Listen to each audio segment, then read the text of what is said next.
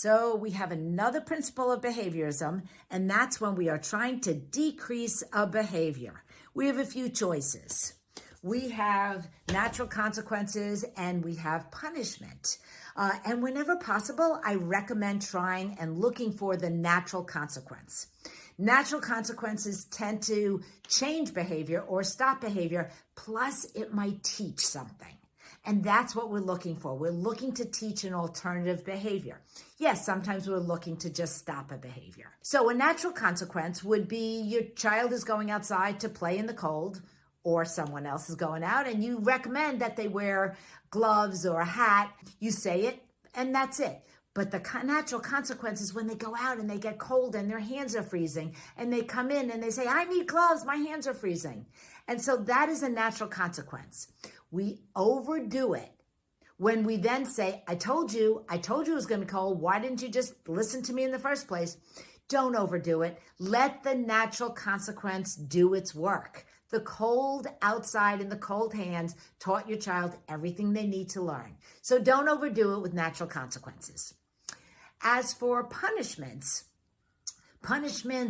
are designed to stop behavior. That's all they do. They don't teach your child or they don't teach anyone anything else.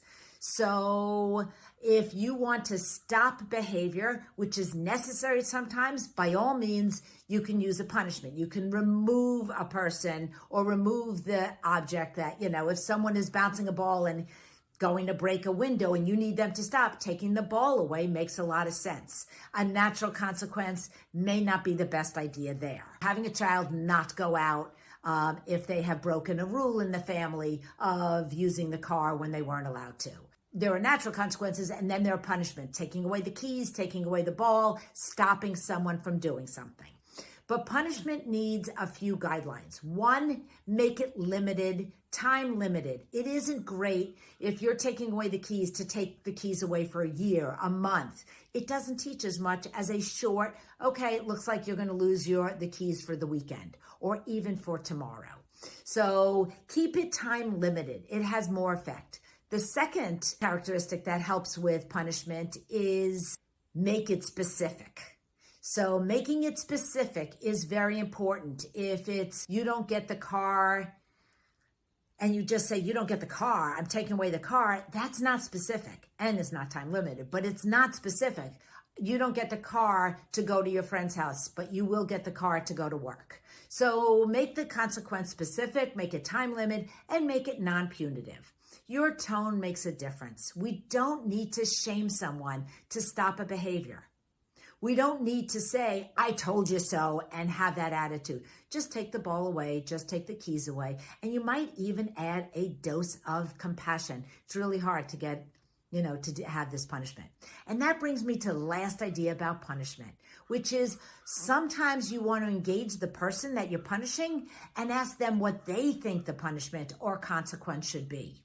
Because what you will discover is that some people or some kids are really hard on themselves and give a punishment that's way too strict. Some people are way too easy on themselves and say, all right, well, maybe I, shouldn't have dessert tonight. And other people figure out a punishment that feels really appropriate. So learn about your child and actually work with them on designing a punishment.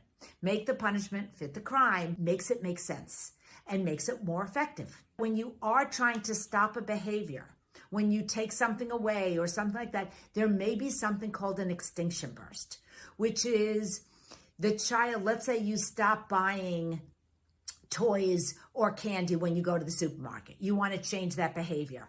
And so you start changing that behavior by saying, no, I'm not going to, you say no to your child. Well, their behavior may increase before it decreases. That's called an extinction burst. That actually is, we've seen it happen over and over again. It's a product of saying no. When you say no, the behavior wants to increase, doesn't want to stop. It gets worse before it gets better. So watch out for those extinction bursts. They can be very confusing. You've got natural consequences, punishments, and those extinction bursts come along.